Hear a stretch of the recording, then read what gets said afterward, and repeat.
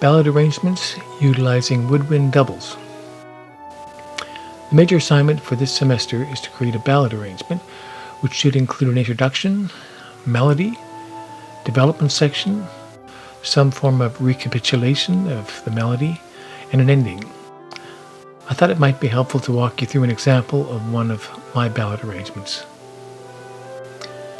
Most ballad arrangements tend to be features for a solo instrument. I think featuring an individual voice creates an intimacy that can more easily connect the listener to the human emotional qualities of a song. If you decide to follow this route, you won't need to worry about the treatment of the melody. Your function as an arranger will be to create a backdrop to the performance of your soloist. If your soloist is a vocalist, make sure that you consult them to determine the best key and register for their voice to sound its best in context with the emotional qualities of the song.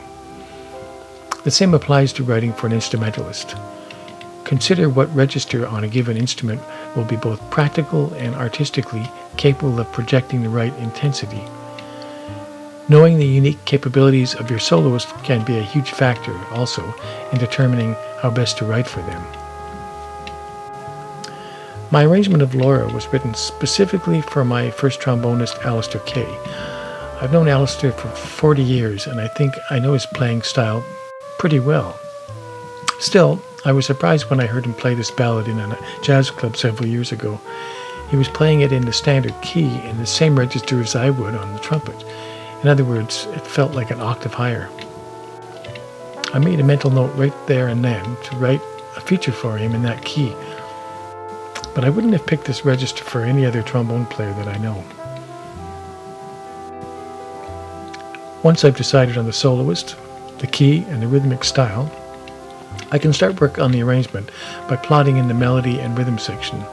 It varies from chart to chart, but sometimes I save writing the introduction for later, and that's what I did in this case. Writing music with computer software has changed my process quite a lot, and I like to take advantage of the fact that I can hear what I've written right away. Perhaps to some people this is cheating. I don't care. First, I write a simple bass part in the appropriate style, i.e. is it a 2 or is it a 4/4 walking bass line or whatever, and then a basic 2 and 4 on the hi-hat. From now on, everything that I write will be heard against the fundamentals of the chords and in the correct rhythmic context. I'll probably modify these parts as the work progresses. For example, I may orchestrate the bass doubling a line with the bass clarinet or bass bone, or I may add the drums to heavily rhythmic figures in the brass. I may even write fills for the drums to play, just to give me a fuller realization of the final product. Sometimes I will create a reharmonization of the chord progression on a lead sheet before I start writing on the score, but more often I tend to reharmonize as I write. Okay, let's look at Laura, the score.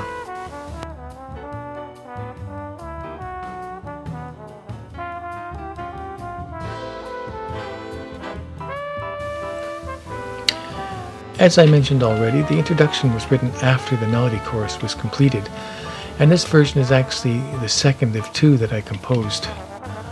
I felt that my first version didn't really fit in with the emotional qualities of the rest of the arrangement, so I had to scrap it and start again. Unison woodwinds play melodic phrases over trombone harmonic pads, while the bass clarinet provides roots under the bones. The French horns play a simple counterline under the woodwinds. From measure 6 to 10, the woodwinds play a series of ascending scales.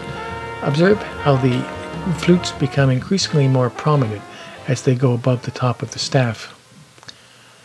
The intro ends with a stop in the time, leaving space for the pickups of the melody.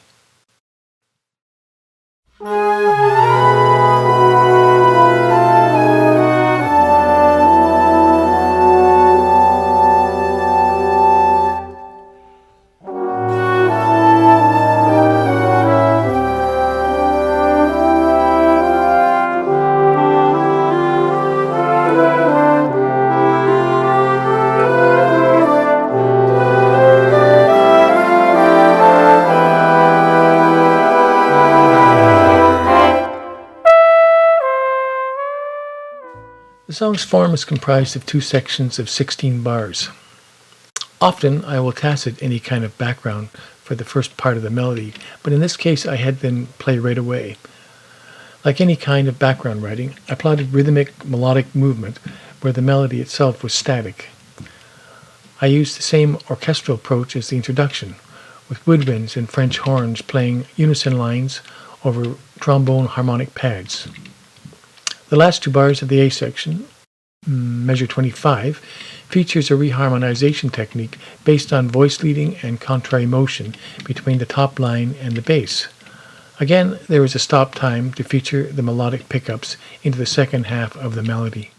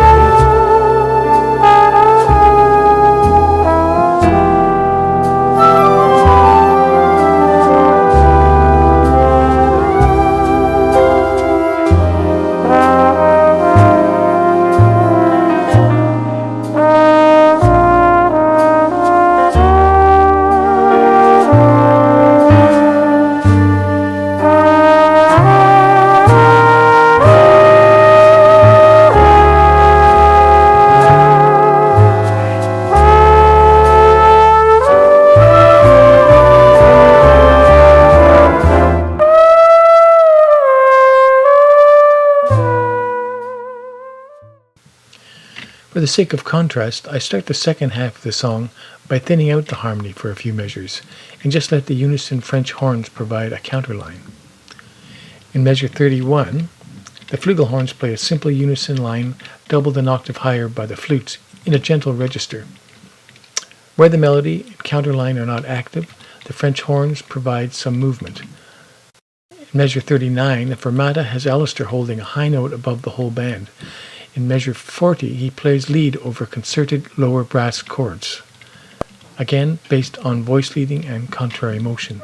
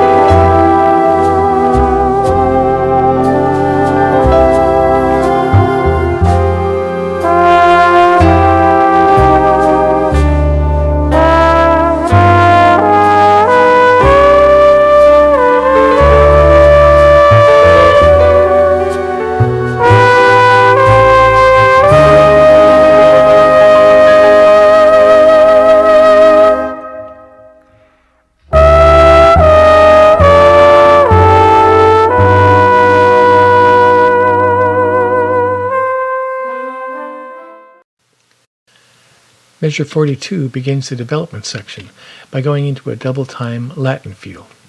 The horns set up the change of time feel while Alistair sustains the last note of the melody. The rhythm section enters at the top of the song form at letter C. The harmonic rhythm has been doubled to create the new time feel, and the whole band enters in full tutti harmony. I compress the flugels down to two voices and overlap them onto the trombones.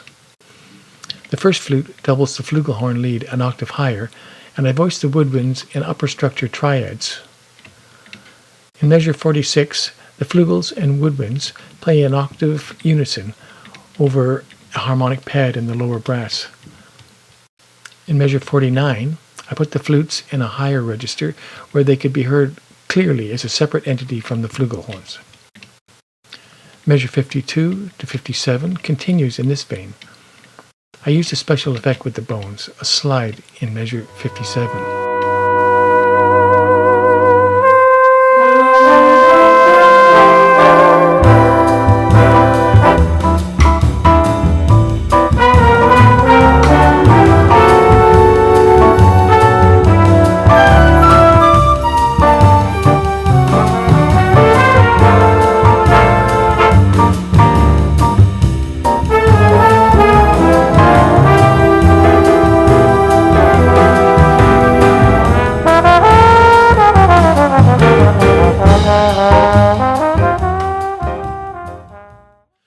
Letter D is only halfway through the first half of the song form, and I give the next 16 bars over to Alistair to improvise with the rhythm section.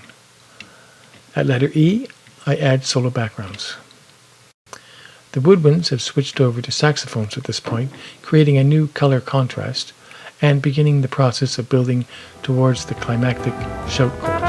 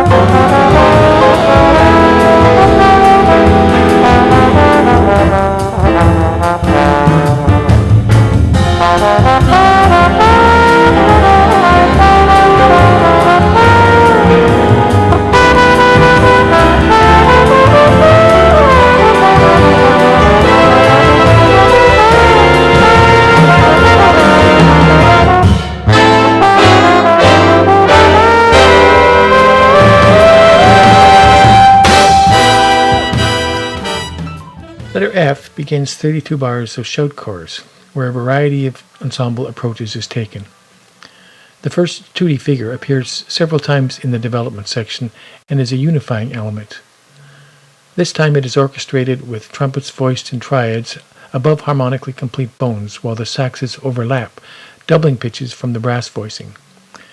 Unison saxes fill in gaps in 107, 111, and 112.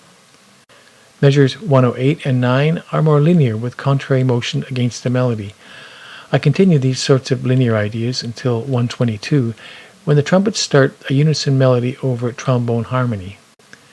In 129, the trumpets begin fanning out into harmony as the lead trumpet ascends into its very high register and a big climax. A series of quarter note voicings arrives at another stop time, allowing the melodic pickups of the last A section of the song to set up the return to the original ballad feel.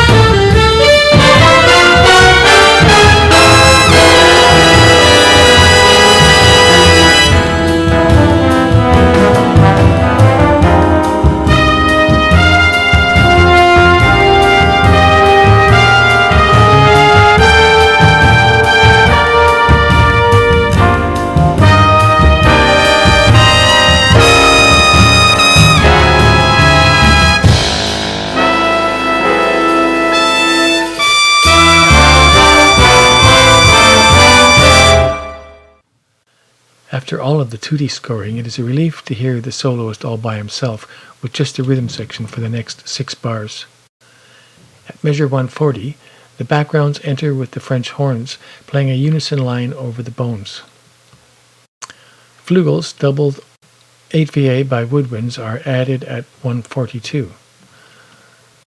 The backgrounds build to a stop time in 151, where Alistair is allowed to show off more of his awesome high register.